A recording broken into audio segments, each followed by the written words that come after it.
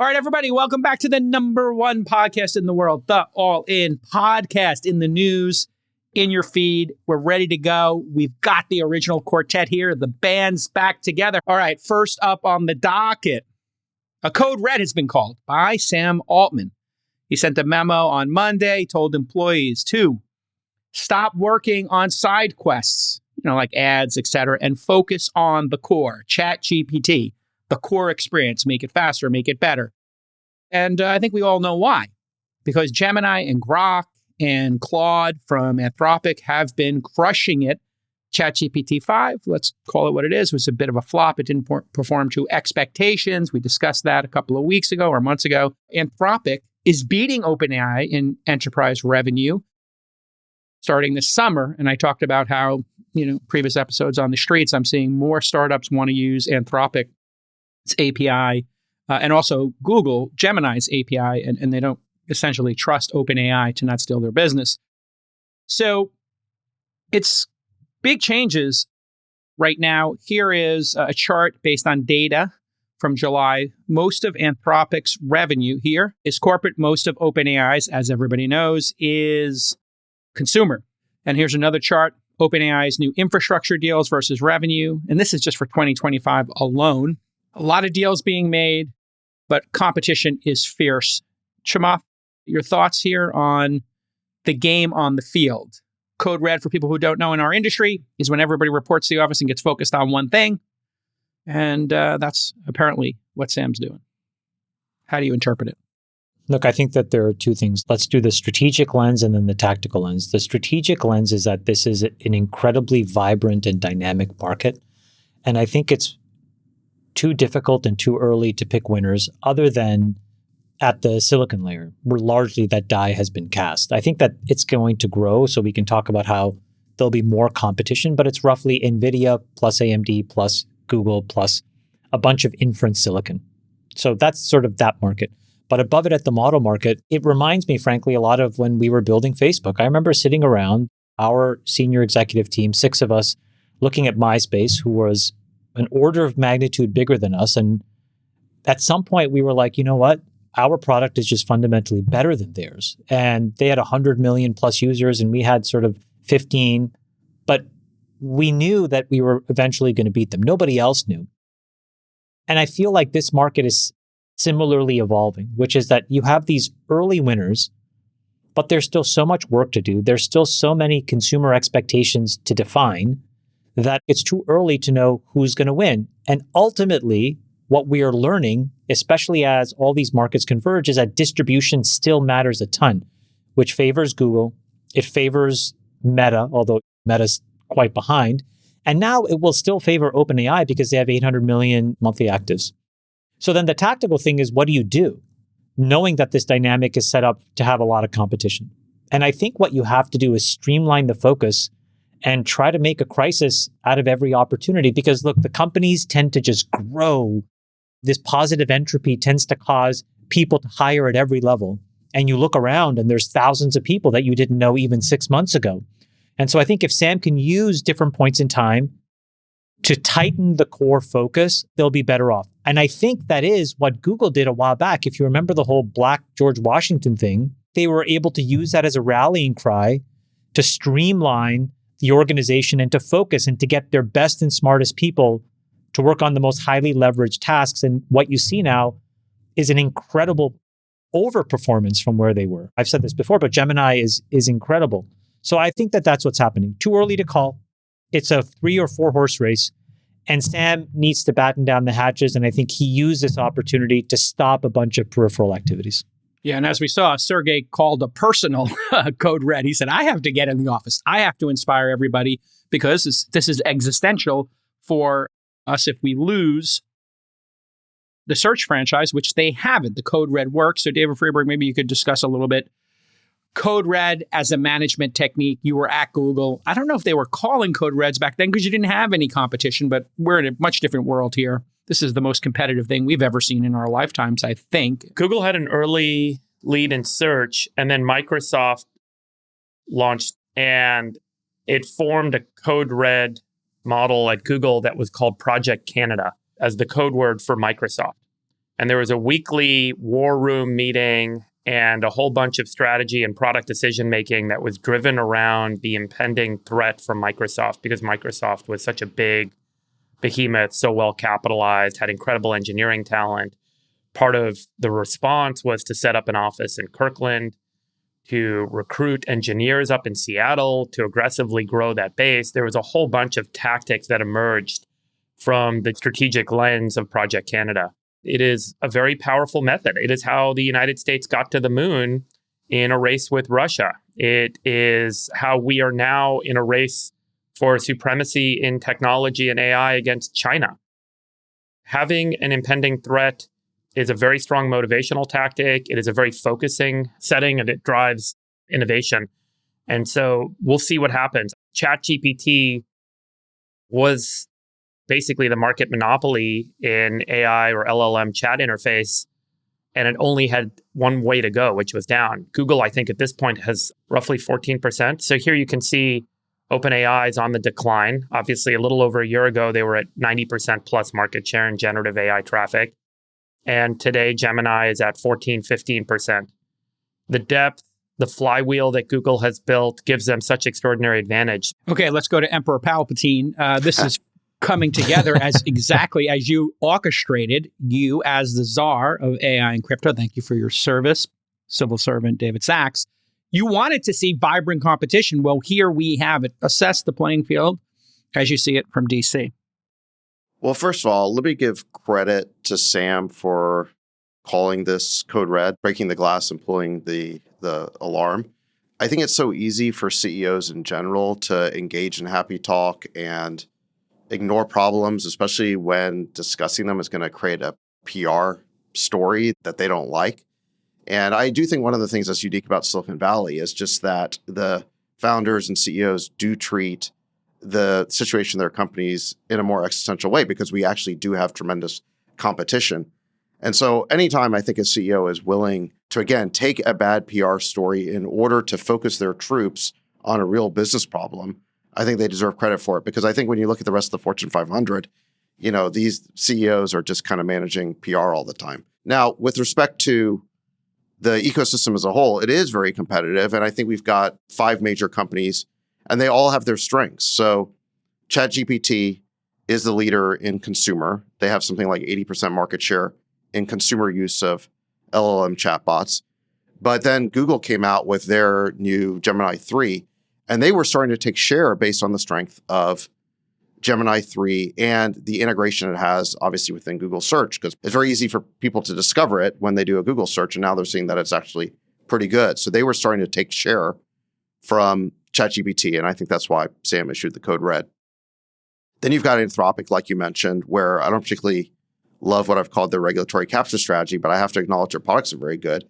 Everybody seems to say that they have the best coding assistant, and they're carving out a very lucrative niche in enterprise. And then you've got XAI, which I think is the best at current events because of the integration with X. And also Elon seems to be able to scale his data center, his training cluster, the fastest. He's got, he had Colossus 1, now he's got Colossus 2. And that portends good things for Grok 5. It's going to be trained on the largest cluster of Blackwells. So in any event, you've got all these companies that are doing pretty well. I guess Meta has sort of hit some headwinds, but they're going to continue investing tremendously in AI, and they've got deep pockets to do it. So I think that they'll come back. And, what you see is all these companies are kind of leapfrogging each other. You get a new version, and then they sort of leapfrog each other in terms of benchmarks. The leaderboards are showing that, yes, Sachs. When you look at the leaderboard, exactly. It's constantly Grok comes above Gemini, Gemini comes above Grok. There's a lot of leapfrogging going on. There's a lot of, also I'd say, specialization now going on in the ways that I just mentioned. All these companies are developing strengths.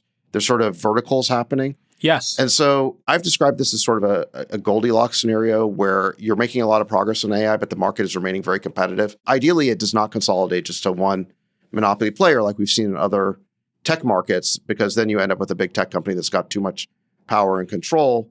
That's not generally a great thing for consumers or for citizens. What does it say about us versus China, Sachs? What does it say versus us versus China? That was the dialogue a year ago. Oh my God, China. Oh my God, China. Where are we at today? Because this is impressive, this vibrant competition. Well, look, competition brings out the best in the American system. And I think that that is what creates the most progress. And that's what's going to allow us to win the AI race against China. China has a lot of competition too, but they do tend to anoint national champions more. I guess they usually do it more after a competition stage. So, maybe it doesn't prevent competition. But look, China's formidable. They got a lot of good AI companies too, and this is going to be a horse race. But again, there's no question that in the American system, for sure. But look, there's no question that in the American system, it's competition that brings out the best, and that's what we're seeing right now. Jason, what do you think? Interestingly, I just want to build a little bit on what Freeberg showed. The way I'm sort of seeing this is now ChatGPT versus the world. 36 months ago, ChatGPT, OpenAI had 100%, right? They started the category, as you pointed out correctly, David. And their decline in market share is increasing in velocity. If we were looking at just 12 months ago, they had 84% of the space, and now they're at 68. So this is accelerating. You pointed out, Chamath, correctly, why it's accelerating. Distribution matters. We've talked about it countless times here. Meta is forcing you to use their AI search, which is pretty bad, I'll be honest. Every time you do a search on Instagram, it's annoying, but those all count as users using the product, just like Slack faced competition from Microsoft Teams when it bundled. And so I just tracked this out, and this is what I think is going to happen over the next 4 years. I think we're going to see OpenAI go down to about a third of the market, and I think the other players are going to take 2/3. The reason I think this is because, to Sachs's point, specialization is happening. If you look at Nano Banana, which is the image processing over at Google, it's fantastic. Grok image is fantastic. So you can have 5 different choices for images. You can have 4 or 5 different really credible choices. Now you have to look also at the competition and what Sam is facing. I've known Sam 20 years now. He is a consummate deal maker, perhaps too good at deal making. He was incredible at recruiting, and his PR game was very strong. Everybody realizes that, and look at who he's facing, Freeberg. Elon at Grok, Sergey and Sundar at Google, Zuckerberg at Meta, Dario at Anthropic, Satya at Microsoft, who's his partner, who's now his competitor. Elon was his benefactor, now his competitor. You got the open source projects, DeepSeek, et cetera, Sachs in China. And then his former employees are trying to kill him as well. So you have Ilya doing safe superintelligence, which hasn't launched yet, and Mira doing thinking machine. She's, obviously was doing all the video stuff. So I think what we're going to see here, if we're sitting here, I don't know, next year, they're going to be in the next 12 to 24 months under 50%. And these companies are explicitly trying to kill OpenAI. The amount of bad will that Sam has built is colossal.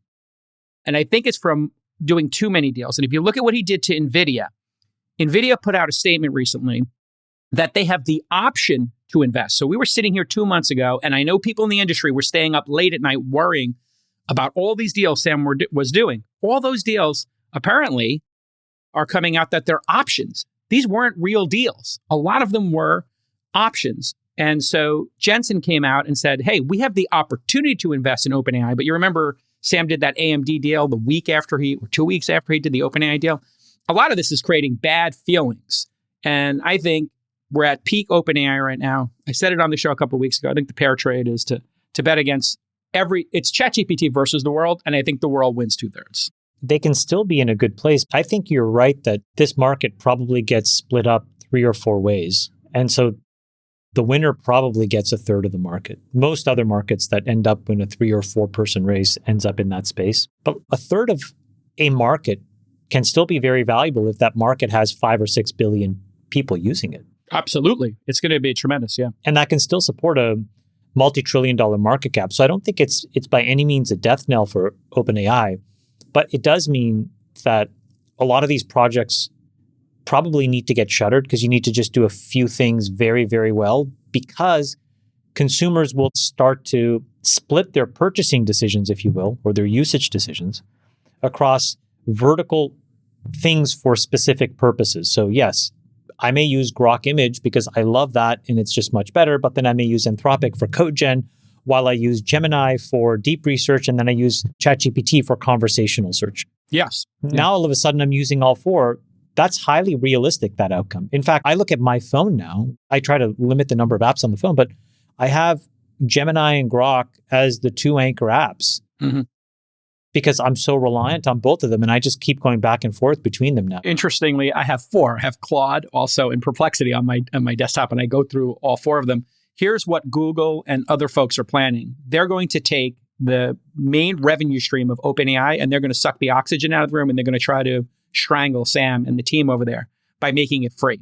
So right now, if 75% of that revenue... metaphor. Very violent metaphor. But this is war. This is the greatest battle we've seen since like Netscape versus Microsoft and the internet.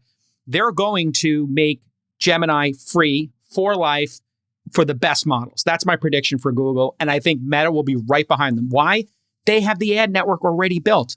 And they know in that fierce competition, which you were part of, Chamath and Freeberg, how fierce that competition was. That duopoly does not want to become a throuple with Sam. I think this is going to be very analogous to what happened with Netscape. People used to pay $50 for a Netscape browser. And then the idea when Microsoft came in and made it free, and Chrome became free, and Dolphin browser and a million other providers, same thing's going to happen to ChatGPT. Right now, 80% of the revenue comes from $20 subscriptions.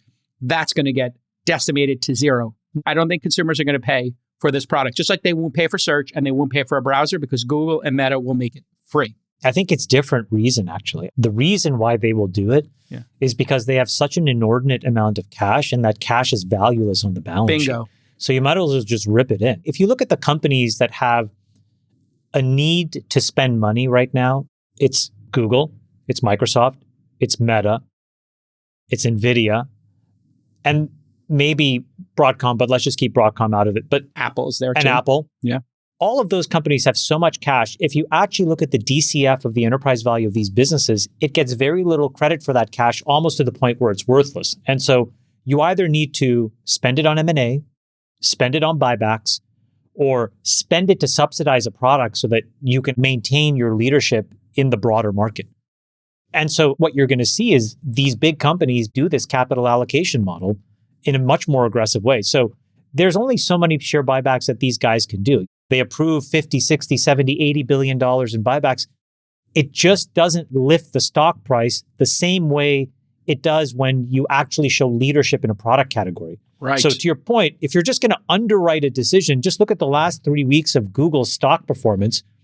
It basically doubled once we thought that Gemini was incredible. And so if you want to make Gemini even more incredible, just pour another billion users into it.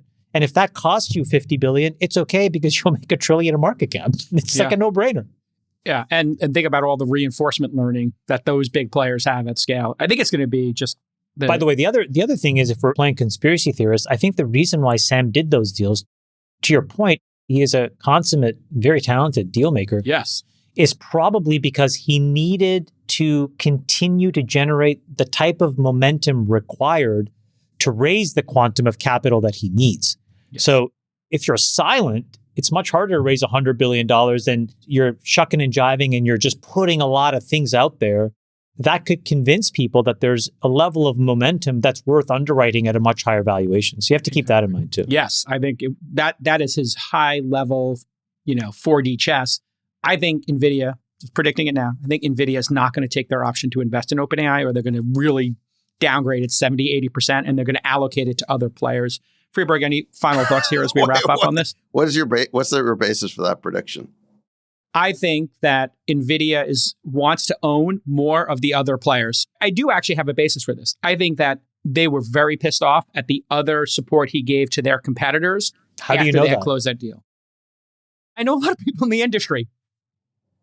You sound like the New York Times. Well, great segue. Everybody knows. What's your source? Everybody knows. Everybody knows. I don't want to reveal my sources say. Sources say. Open secret. Sources say. Sorry, I'll just, JK, let me just wrap up on the AI Please, stuff. Yes, I was trying to give you that opportunity. And I'll just echo a little bit what Chamath said. I don't think that the battle is going to be won and lost on LLMs. I think that there's several fronts, and we're so early in AI, it's not going to necessarily just be about text-based token production.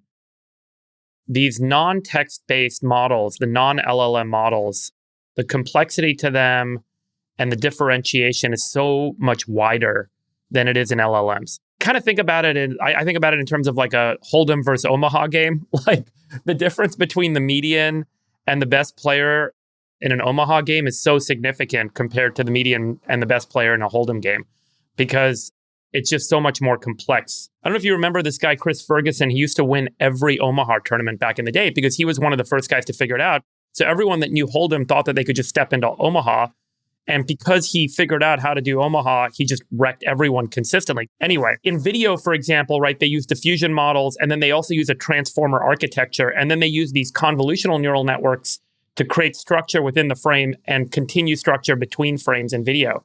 There are multiple models that have to interact and work together to render video. So you have to have good training. You also have to have unique architecture. And so the amount of differentiation that's possible in video AI is, I would say at this point today, so much wider than the differentiation in text-based AI, like what we see with LLMs. As those things start to become more mainstream, I think that applications that we are not necessarily thinking about today are going to become a bigger use case for how we spend our time. And that is really when you'll start to see, this horse race start to kind of play out a little bit more differently than it does today, where everything's all about usage on a chat interface. We're going to look back at that one day. It's going to be the equivalent of everyone on AOL Instant Messenger or Yahoo Instant Messenger. It's like, who gives a shit?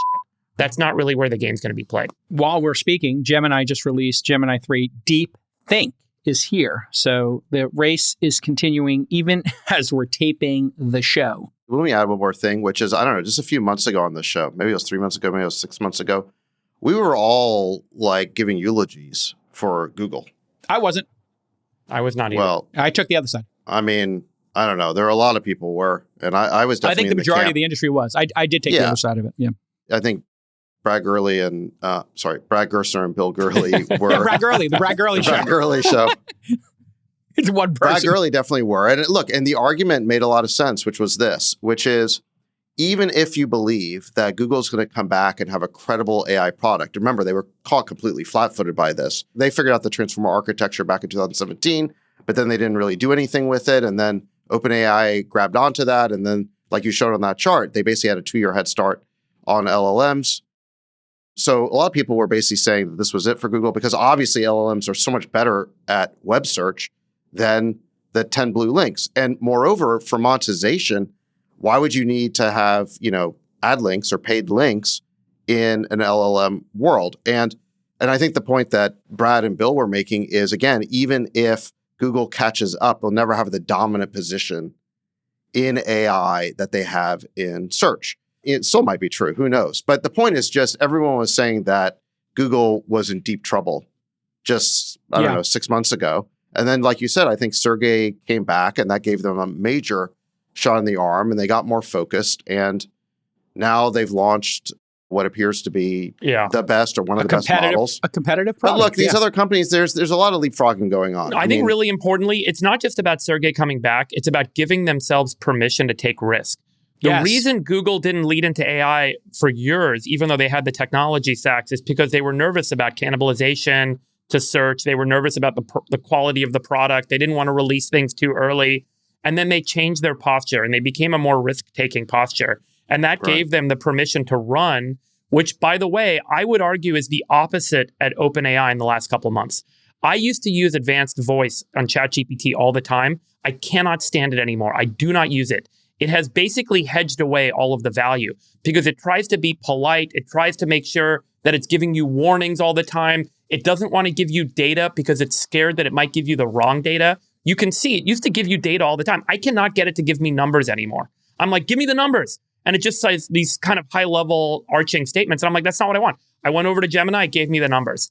And I think that Google's willingness to take risk has really kind of highlighted the difference in posture in the last year. ChatGPT is now acting, and OpenAI has been acting like an incumbent, fearful of losing market share and fearful of getting attacked in the media and attacked by consumers for saying the wrong thing. And so they've taken this kind of defensive posture that I think has fundamentally damaged the product and the brand. I'm just having a great time thinking about Freeberg yelling at his AI assistant in his car. It's like, we need to make a short out of that. Keep going. Well, just Google did one other important thing. I mean, in addition to Sergey, there was putting Demis Hassabis in charge of all of AI. Because before, I think he was just in charge of Google DeepMind. It was sort of a subset, and then they put him in charge of the overall. And I think that made a huge difference as well. Yeah. And the pie is growing. So the number of searches, the number of queries is increasing dramatically. I think we'll have 20, 30 times the amount of queries being done because the answers are better. It's not just queries. It's not just queries. This is my point. It's like more than you're not using it to do search anymore, right? You're using it to watch video. You're using it to book flights. Yeah, the agentic stuff. I'm putting that all together. So the amount of utility that you can get from it is so great that it's going to go 20x. The same thing's happening with ride sharing. It's more than just search. It's the whole point. This has now become such an instrumental part of everything we do in our lives. And it's going to take over more of how we spend our time in our lives, that it's not just about search anymore. It's a whole new paradigm. The pie will be 20 times bigger.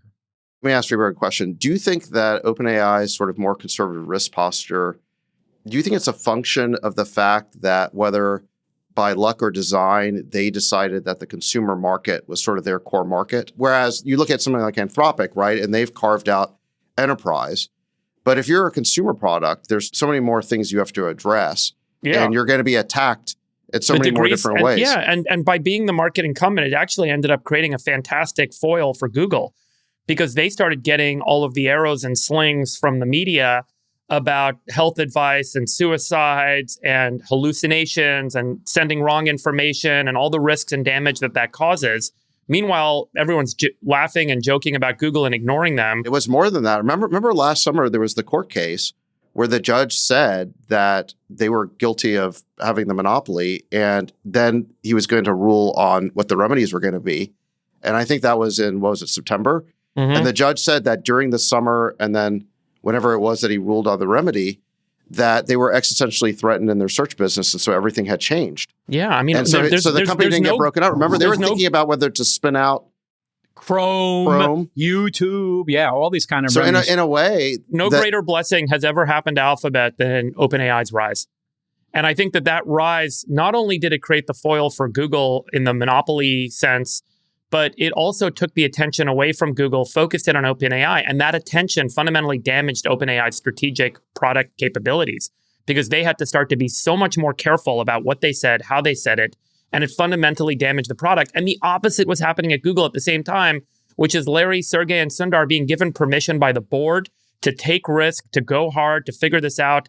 And boom, it's amazing how the horse race has changed. Okay, we had an amazing time in Vegas. I want to thank our friends at the Venetian. You guys were the best hosts we could have ever imagined. What VIP treatment you gave the besties and our friends and partners. And we had a great interview with Molly Bloom from Molly's Game, the movie, etc. Thanks to our partners, Oracle, OKX, and the New York Stock Exchange for partnering with us on a very successful F1 weekend in Vegas. And we had a great lunch with Oracle. Congrats to them on Red Bull's big win in Vegas. And an amazing dinner with OKX, where my new bestie, Jose Andres, the chef, came from Bizarre Meats, and he cooked for us. He hung out with us. He played a little cards with us. He's just a true gentleman and a mensch. I'm looking forward to hanging out with Jose Andres a little more in the future. All right, there's another thing that went on this weekend. Big tech story. And at the risk of being a little navel-gazing here, we're going to cover it. The New York Times versus Mr. David Sacks. On Sunday, the New York Times published an article titled, Silicon Valley's Man in the White House is Benefiting Himself and His Friends. Sacks are obviously the man they're referring to. 5 reporters worked on the story for approximately 5 months, is what we hear. And the story attempted to frame you, Sacks, as conflicted. First, that your firm Kraft has investments in companies. New York Times key claim, quote, Mr. Sacks has positioned himself to personally benefit. He has 708 tech investments, including at least 449 stakes in companies with ties to artificial intelligence. And for background, Sacks, Elon, you all joined as special government employees, SGEs. These are different than cabinet members in a bunch of different ways.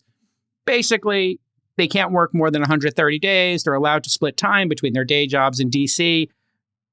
They don't have to be approved by the Senate, and they provide special expertise, as Mr. Sacks is doing as the czar of crypto and AI. Second major claim, raising the profile of All In. Quote, Mr. Sacks has raised the profile of his weekly podcast, All In, through his government role and expanded the business, which is super hilarious because I think our traffic peaked right before the election. But Sacks, obviously you got a ton of air cover. People thought the story was biased and a hit job, and it fell pretty flat. What's your take on this? Maybe take us behind Take us behind the story. Well, I think maybe a good place to start is with the reaction to it. Like you said, there was this huge outpouring of people in Silicon Valley who reacted in a way that showed that they understood that this story was a hit piece, that it was biased. And I'd say most importantly, it didn't even live up to its own headline. It didn't prove the thing that they were asserting in the headline. And so everyone could just see on its face that it was a hatchet job. And so everyone started reacting that way. And it was nice to kind of get that outpouring of support from so many different people in Silicon Valley, including many of the companies who we just talked about are so vigorously competing with each other. I mean, I think this might be the only thing that Sam and Elon have agreed on in the last year. Didn't you tell everyone to put these tweets out? I mean, like, right. So that was sort of the next, the next big lie that the media tried to perpetrate, was somehow that this response was coordinated by me. No, and the Which, by the reality way, was crazy because you told me explicitly, stand down, I don't need you to do it. And I was like, Leroy Jenkins. And I just went in and I was like, I'm tweeting about this bullshit. No, I never told anyone to do anything except for you guys. And I told you guys not to react to it because I didn't want to Streisand the story, you know, where you basically draw even more attention to it. That was my media plan. And then what happened is the story just went viral anyway because all of Silicon Valley reacted on their own in a grassroots and authentic way, because I think they were actually genuinely offended by how bad the story was, how ridiculous it was on its face. And so they reacted, and then that became the story. And so this whole coordinated narrative became, in a way, part of the media industry's cover up for itself, like their attempt to explain away why everybody thought that the story was so bad. Let me just say, I do think that this outpouring of support does illustrate something important, which is just how much power and respect the New York Times has lost. 10 years ago, if the New York Times ran a hit piece on somebody, even if other people didn't like it, they wouldn't want to say anything because they'd be afraid that they would be the next target. And that mystique and that fear has completely broken down. People can kind of see the New York Times for what it is, which is basically a bunch of political activists who are pretending to be reporters. And essentially they just launder the point of view of their anonymous sources, who are basically left-wing Democrats, and try to portray those viewpoints as somehow being neutral or objective truth, right? Because they're kind of presenting themselves as these neutral arbiters of the truth. And I think everyone can kind of see through that sham at this point. Yes. The thing they started with was the headline. Yeah. And that was the one thing they refused to change, no matter how many times we refuted their narrative. What they would do is every couple of weeks, they'd send us a new fact check. And we would basically debunk it. And we can show you some of those fact checks if you want to see them, to see where the story started and what they're trying to prove. Yeah, let's do that. I think audience would really enjoy. And what would that. happen is every time we would debunk one of their accusations, they would just come back to us with a new one in every couple of weeks. The only fixed point in their reporting was this idea that I had to have these conflicts of interest that were benefiting myself. That you were and my friends. self-dealing. Yes, let me ask you a question. So one of the statements that was made, and then Governor Newsom repeated it at Andrew Ross Sorkin's Dealbook Conference yesterday, is that you did not put all of your investments into a blind trust. You should have done that, is what Newsom said on stage. Can you just address that? And what actions you actually took when you chose to take the office? What were you legally required to take? And maybe why you didn't do a blind trust, or maybe you did, I don't know. Well, no, we looked at that. Sorry, Zach, just give me a second. I just want to say this because you're not going to say this yourself. But I remember when you were going through this, you were so concerned about the perception of a conflict of interest that you took such extraordinary measures about the degree at which you were selling things and getting rid of things to make sure that you could do the job cleanly and wholly. I watched you do this, and I watched you do something that I thought was so over the top.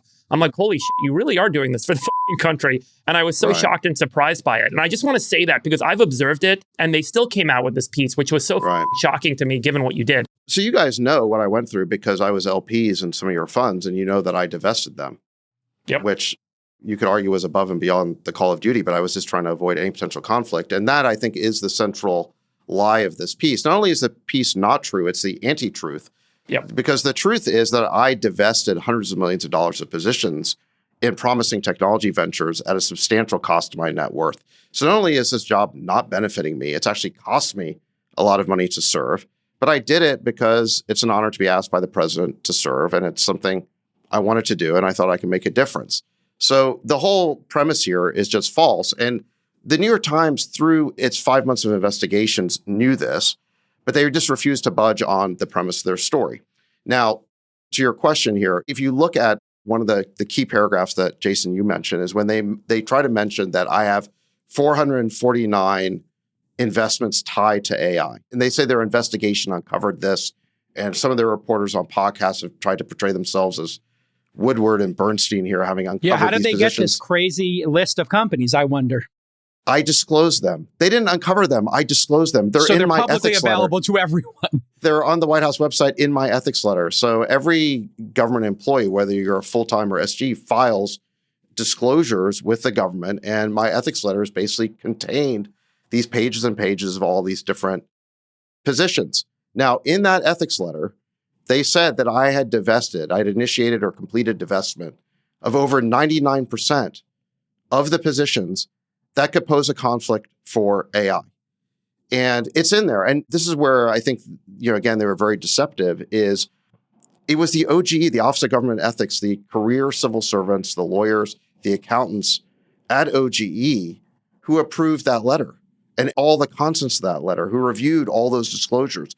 And they're the ones who concluded that I did not have any conflicts. So really, what the New York Times' beef is with the career civil servants at OGE. Maybe walk us through what you actually did do. Why you didn't do the blind trust and help us get the context there. So on the blind trust, so it's kind of funny. One of the New York Times reporters was talking about this on a podcast, which is where I think Newsom picked it up from. My ethics lawyer, who teaches a course on conflicts of interest at Harvard, said that reporter should really take his course because he would actually learn something about the conflicts laws. The blind trust idea is rarely used. And in my case, it would not have worked because I have minor children. You can only use the blind trust to have your kids be beneficiaries if they're adults. That's the way the conflict laws work. So it just wasn't even applicable in my case. And what I did instead of creating a blind trust is I divested the positions at great that cost, OGE at a discount, said were a conflict at a discount to their fair market value in the case of my LP interests in all these funds. I divested almost 100 funds that I had invested in, venture funds, things like that, angel funds, at roughly a 50% discount to their fair market value because that's insane. Because, well, they're private investments, right? And you know that selling an LP interest in a fund, there's no liquid market for that. Yep. So in order to even find a buyer, you have to make it super attractive for them. God. And then I sold, XAI, I sold my interest in Grok, and those were all at substantial discounts to the next round, which has now taken place. So joining the government's not a money-making scheme. The simplest way for me to make more money would have just been to keep doing what I was doing. Yeah. Right. Just to go back to the 449. So again, they're kind of pretending like they did this unbelievable investigation, and they find the 449. Can you just put up this paragraph on the screen here? Because really, every sentence in this paragraph kind of reveals the sham of this story. Mr. Sachs has positioned himself to personally benefit. Not true. I mean, I was already an investor in all of these companies, and I positioned myself to divest. Then it says I had 449 stakes in companies with ties to artificial intelligence. By the way, that whole phrase ties to is total journalism weasel words, because ties to can mean anything. And every company in the economy is going to have ties to artificial intelligence. And then they said could be aided directly or indirectly.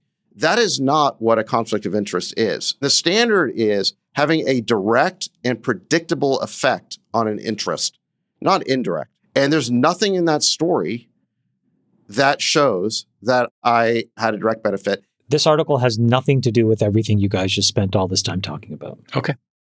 There is nothing here. Okay? There was no crime here. There's no smoke here. There's no fire here.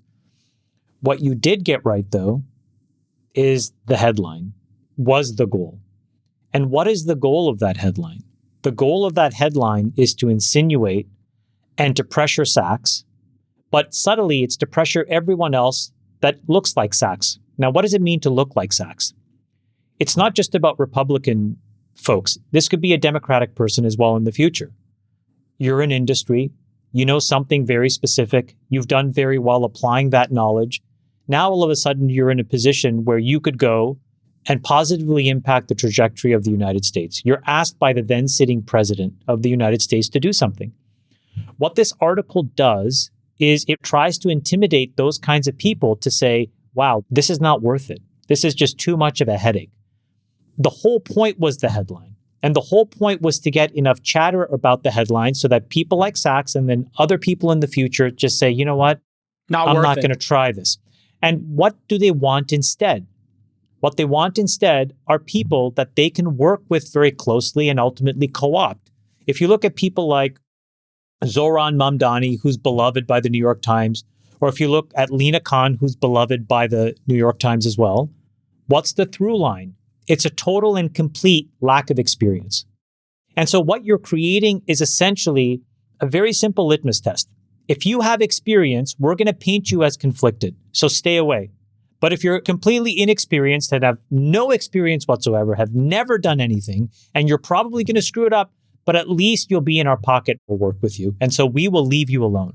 That is the point of this article. And that is what is on trial here.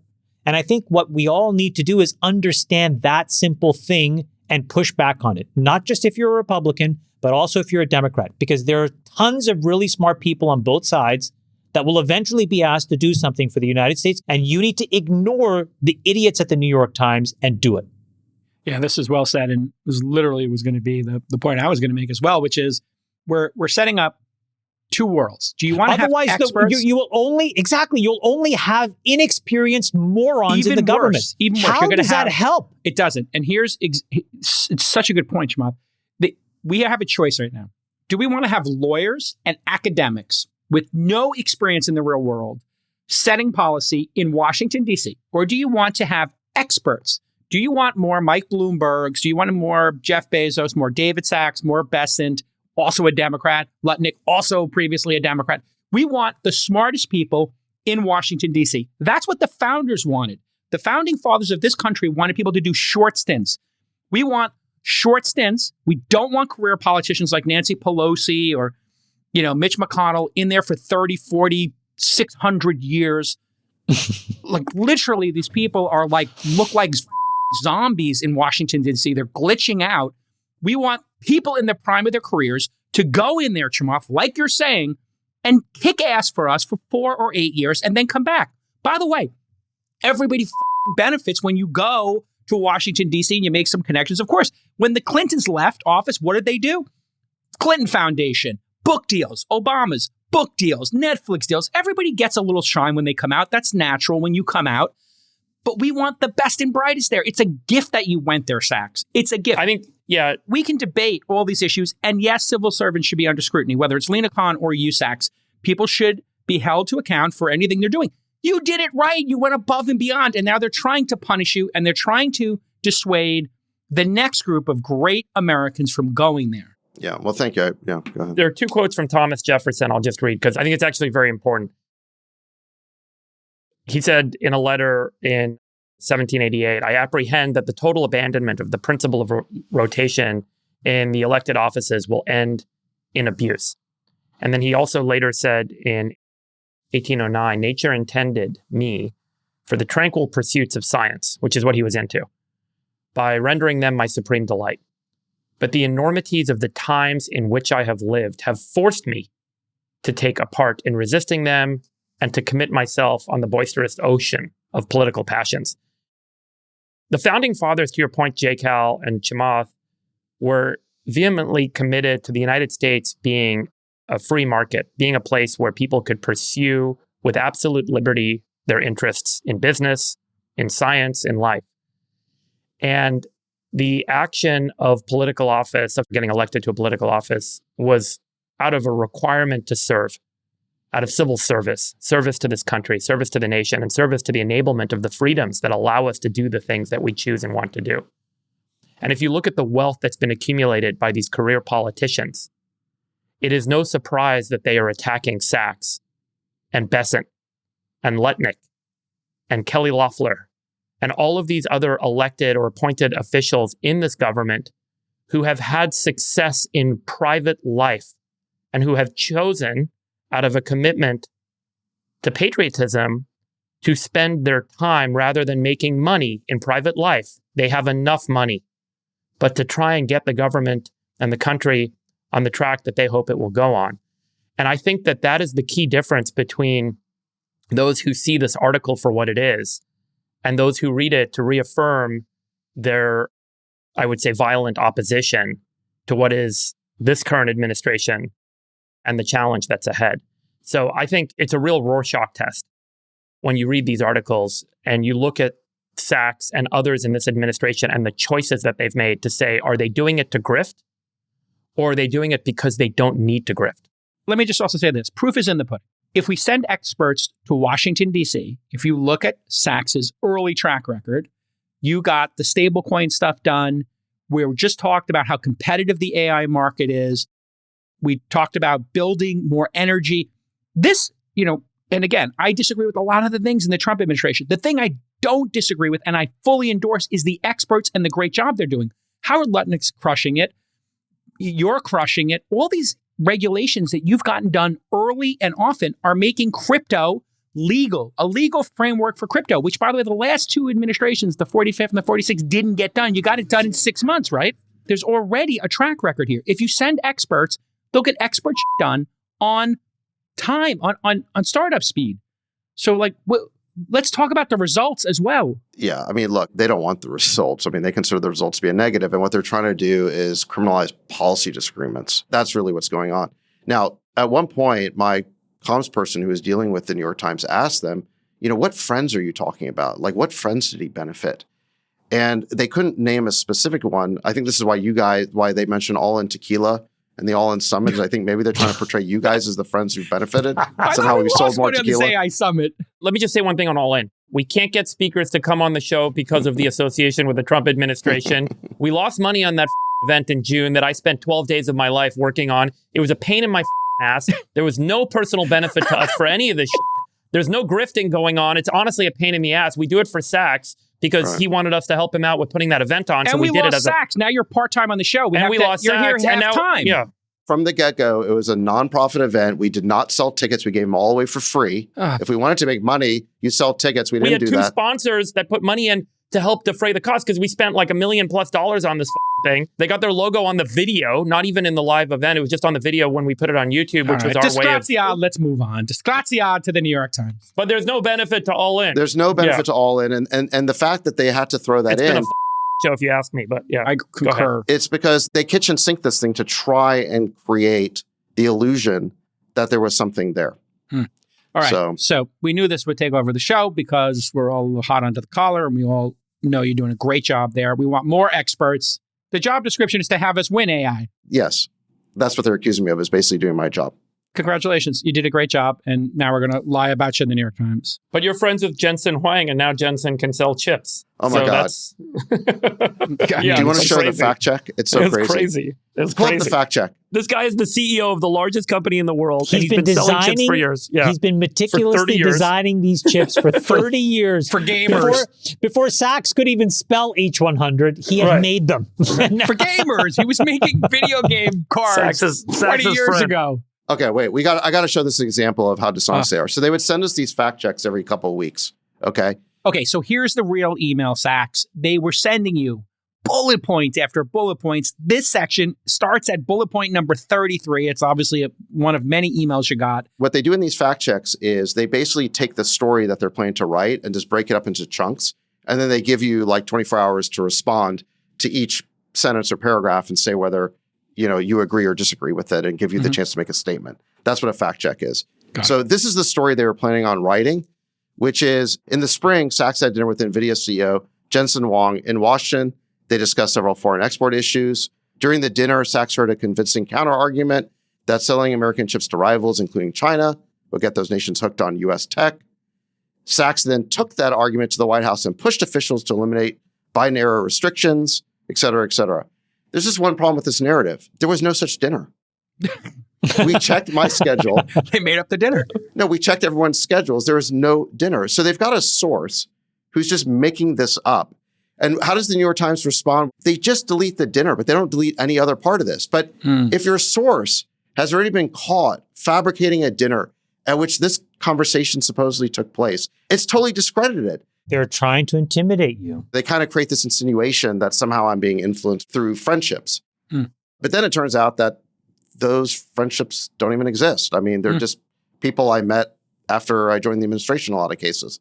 So in any event, look, I think the audience of the show knows my views on AI because I've been publicly advocating for them for the past year. And you've had scrutiny. We ask you hard questions every week here. We bust your chops and force you to explain these positions. And we stress test them with you, and the audience stress tests them. That's like a gift to the American people. And I think it's very hard for people to contemplate the idea that folks who are significantly wealthy don't actually need to self-deal. Like, they just don't need it.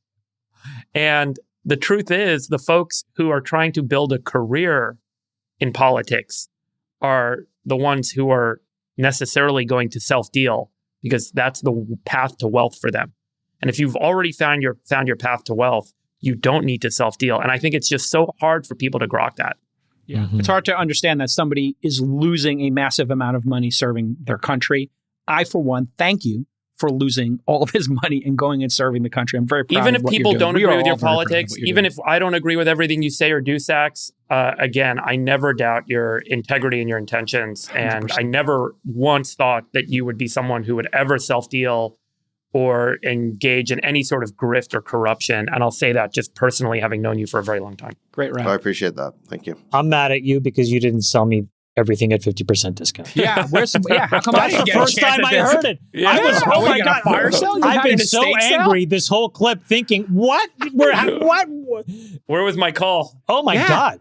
I would have given you 55%. Give it to me. I would have bought it. Another story that's been trending is the new poverty line and some of these incoming tax laws. Mike Green, an investor and fund manager, went viral last week for claiming the U.S. poverty line math is very wrong. Historically, the poverty line has been measured as 3 times the cost of a minimum food diet in 1963, adjusted for inflation. Based on that measures, the poverty line for a family of 4 is set at $31,000 in 2025.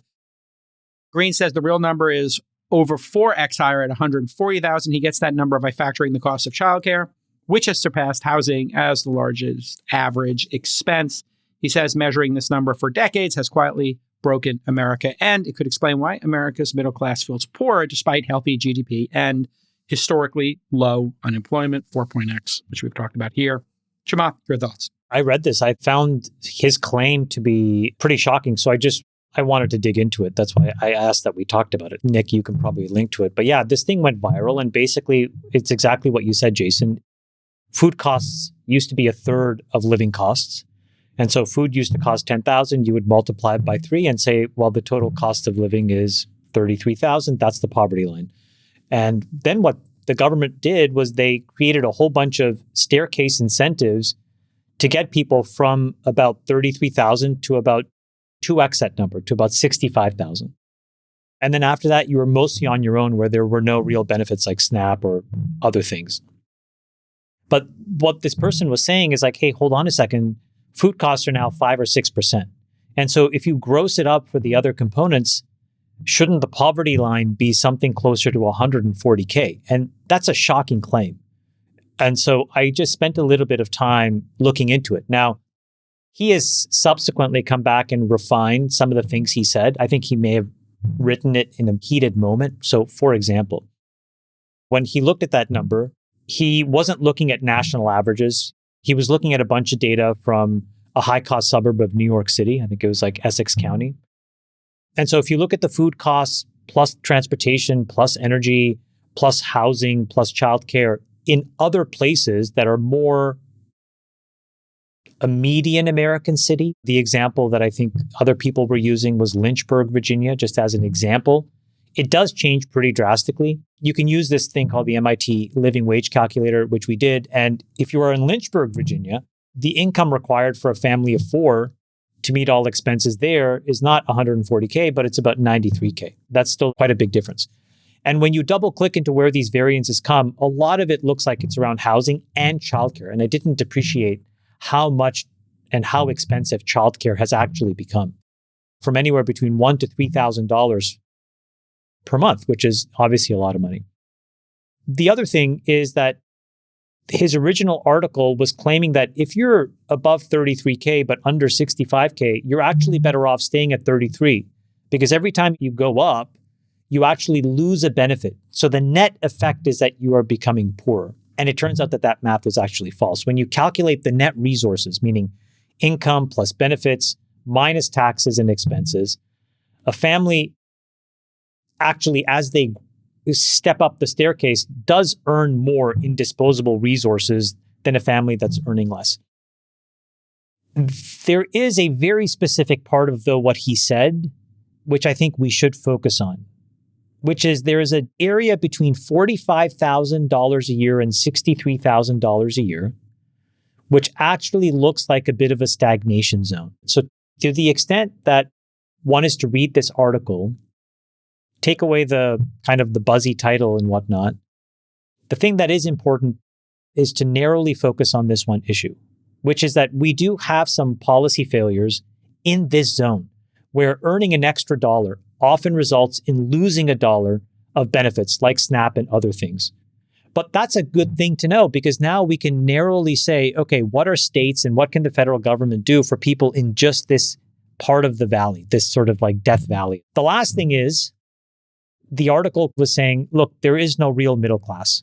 There are the people that are above 140K, and then there's everybody else in poverty. And if you look at the census data and you look at the percentage of Americans that are struggling, those that earn between 100 and 200% of poverty, that percentage has actually fallen. So the good news is the American economy seems to be doing a good job of not just getting people out of poverty, but getting people out of that struggling bracket, out of that Death Valley, and into a place where they're making 200% of that poverty line. So they're moving up. So the article was important because I do think it starts to say, look, this affordability thing has become a buzzword. A lot of people on the left and the right are using it to try to implement and affect policy. It's really important for us to be grounded in the facts of it. And the facts are that childcare costs have become an overwhelming burden for many families. We probably need to figure out a way to deal with that. Housing costs are out of control. For younger people, student debt is problematic. But on the other side, the American economy still does an incredible job of getting people from those lower rungs to multiple 100% of that poverty line to get them on the way. And we just need to figure out how to push people up that staircase faster. So, and it feels like this dovetails, Chamath, with a discussion we had a couple of weeks ago when a viral clip of Ben Shapiro talking about, hey, just opt out of New York City, opt out of San Francisco. And this whole thing looks completely different. You know, the idea of somebody who is up and coming living in Manhattan or San Francisco is a bit crazy.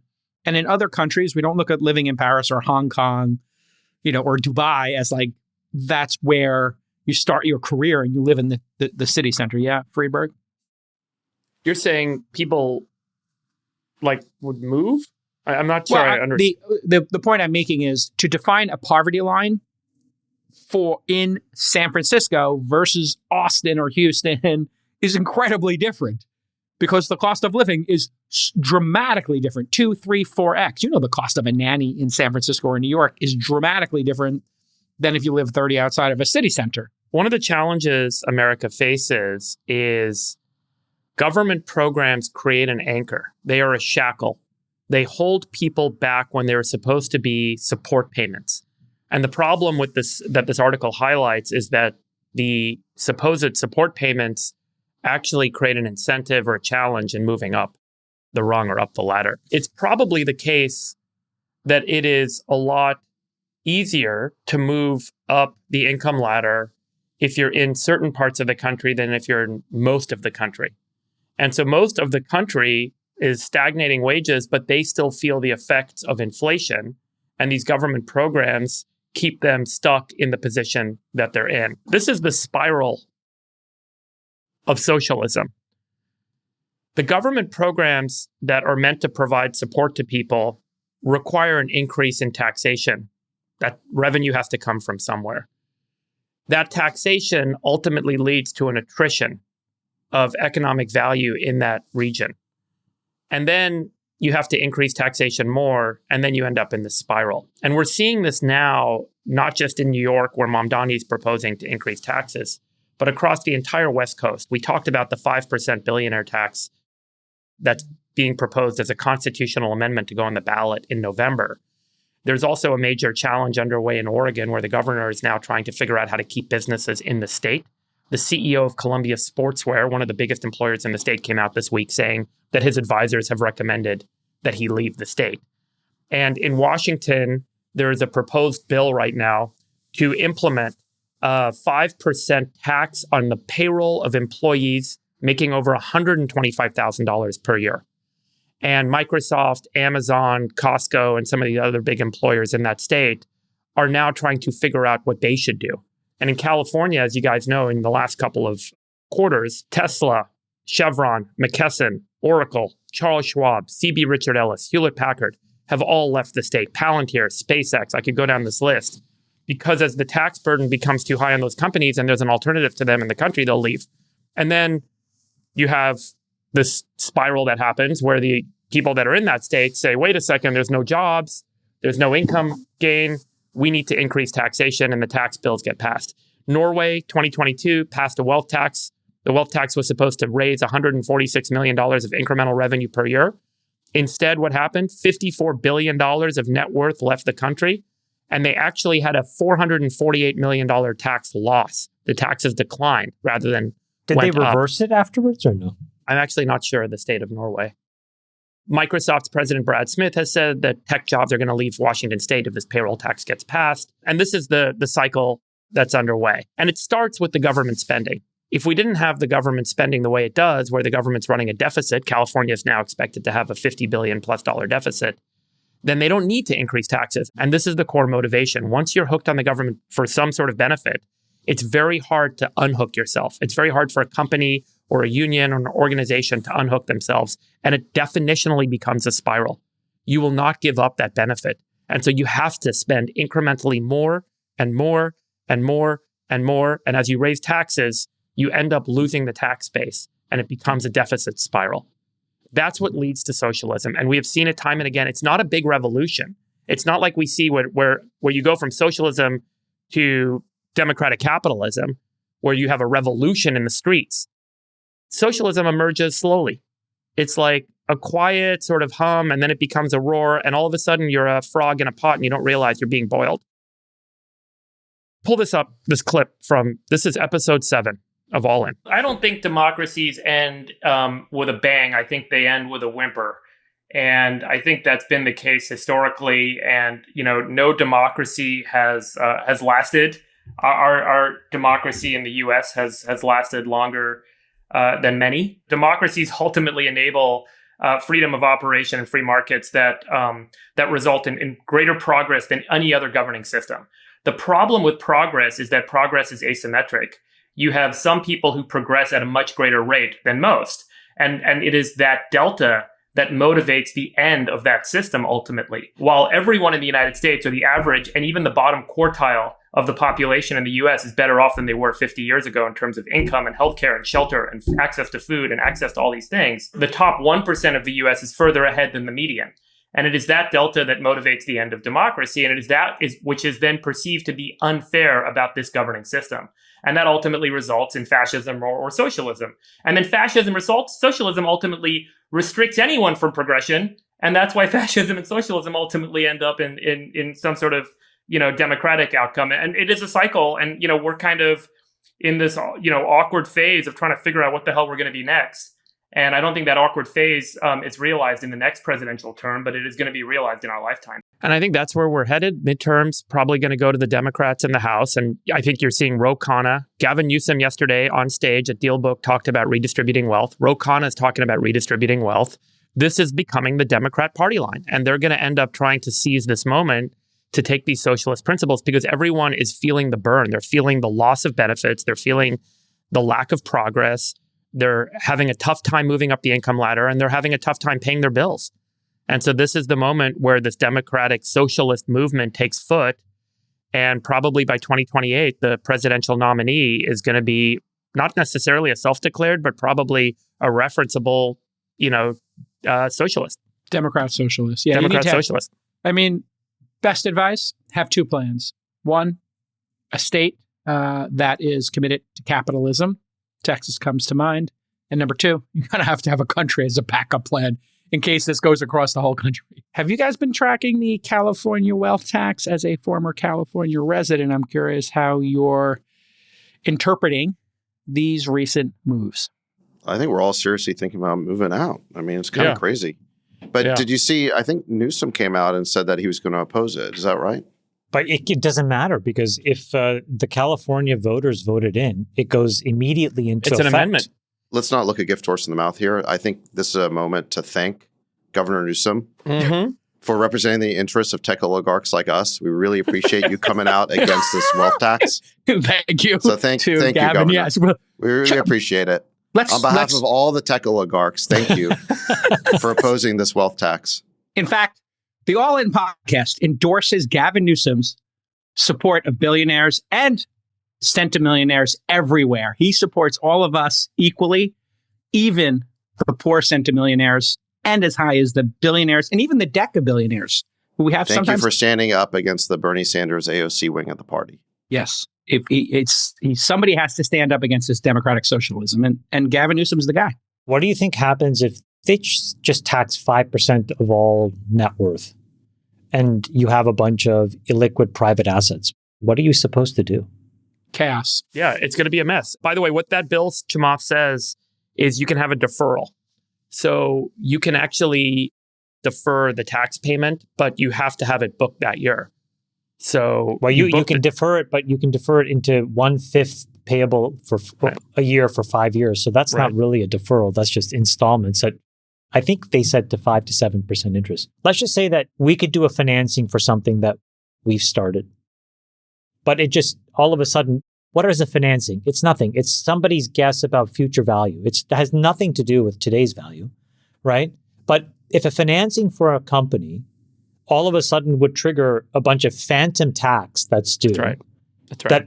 I mean, I'll be honest, I don't have money sitting around to pay 5% of an imputed valuation of a company that I'm in the midst of building. And look at what Sachs just talked about. He had to sell his private assets at a 50% discount. Oh, I would have to exactly. So you create this like negative reflexive downward spiral. And it doesn't stop there. So think about where this goes. So yes, that's a problem for rich people. Great. No one gives a shit about us. No one gives a shit about people that have to sell highly valued private stock.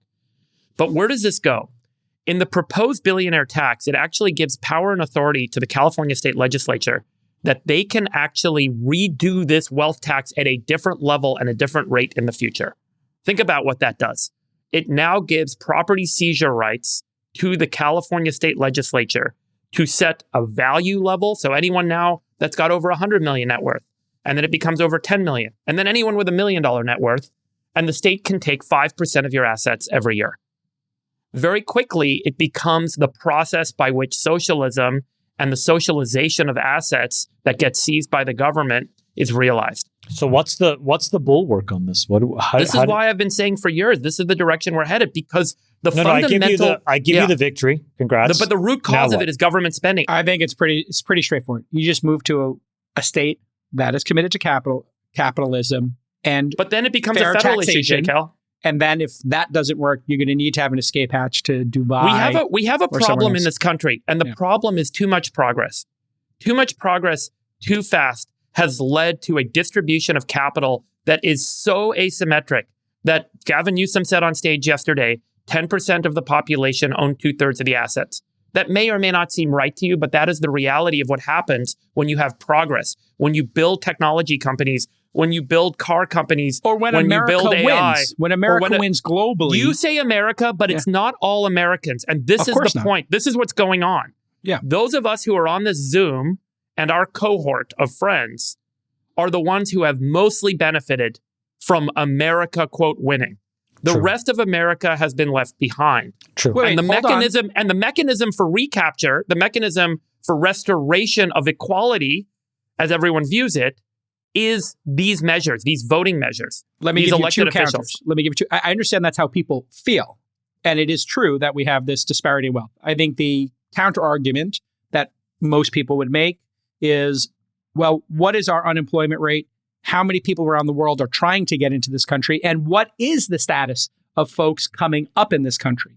If we didn't have the problem with housing and education and healthcare, those are the big three. That's what I think this is really about. If you solve housing, which was solved in Texas and Florida and Nevada, they let you build supply. People don't feel as bad about their lot in life. They don't feel as bad about their progress. If we solved tuition and we paired it like we've talked about countless times here and the loans matched the outcomes, we would not have this. And if people didn't feel the fear of going bankrupt from healthcare, I think we would have a much different country. I think that's what the referendum's going to be in 2028, is those three issues. If you're going to be president, you got to solve housing and get people out of the way and build housing stock. Number two, you got to give some people some basic health care so they don't feel they're going to get bankrupt. Number three, they got to fix education. Those are the three horsemen of the apocalypse and socialism. In my mind, solve those three collectively, we will solve this problem. I think you're too rational. The way politics works is you find a group to blame and you blame them, and that's how you get elected. Okay. Well, maybe I'll run for fucking president with this The group platform. to blame is going to be the tech and the elite. You're the and the only rich. one of the four of us that can. So maybe I got a kitchen cabinet, by the way. We'll run it as a Fantastic Four. I'll be the figurehead, and then we'll just sit there. Let's solve these three problems. When I run for president, I'm going to start 10 new cities with 1 million houses in each. That's going to be the number one priority. Number two priority is universal healthcare for everybody using technology, GLPs, Daniel X, 3D scanner, Pronovo, whatever. And then number three, just trade schools. Let's make trade schools free. We just talked about electricians. We talked about Generation Tool Belt. Let's make trade schools free, or make them $20,000. You can pay it back over 20 years, $1,000 a year, no interest. Come up with that. That's the platform that wins versus let's raise taxes to 60%. Because you raise taxes to 60%, I'll tell you what's going to happen. People are going to retire and stop investing in companies. It's not worth it to go to work and give 60 or 70% of your outcome to the government.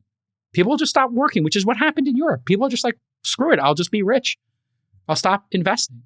It sucks, man. I think it sucks. I think there's a clear path out. There is a clear path out. Solve the three big problems. I think AI is a path. If it leverage into the hands of every person in the United States, in the world, if we get abundant free energy through new energy systems, and if we can extend human lifespan and health span, I think those are the three abundance vectors. And if those three vectors hit, I think all bets are off, and we can get out of this nasty spiral. But I do think we have the choice every day. Do we want to go into the Enlightenment, or do we want to go into the Dark Ages? I keep saying that. Let's solve those three big problems. All right, listen. Yeah. Another amazing episode of the All In Podcast.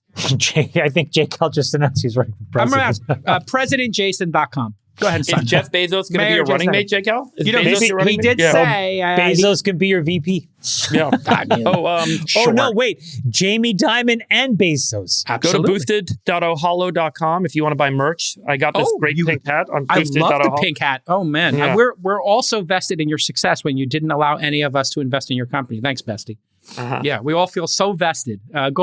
I supported Freeberg for the last 5 years, made him famous, and all I got was an Oholo hat. How about you, Chumwa? You got a quarter of the equity. You got a hat? I got a hat. And I invested in his 3 companies that failed.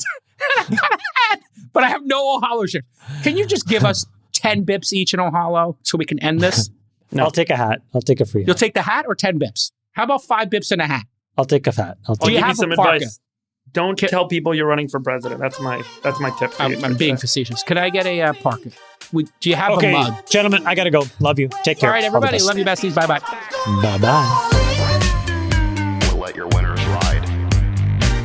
Rain Man David Sack. And instead, we open source it to the fans, and they've just gone crazy with it. Love you, besties. Queen of Quinoa.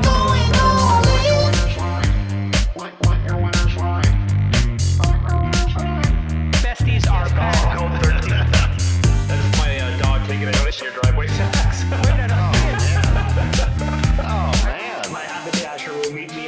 We should all just get a room and just have one big huge orgy because they're all just useless. It's like this sexual tension that they just need to release somehow. Wet your beak. Wet your beak. What? We need to get merch. Besties are back.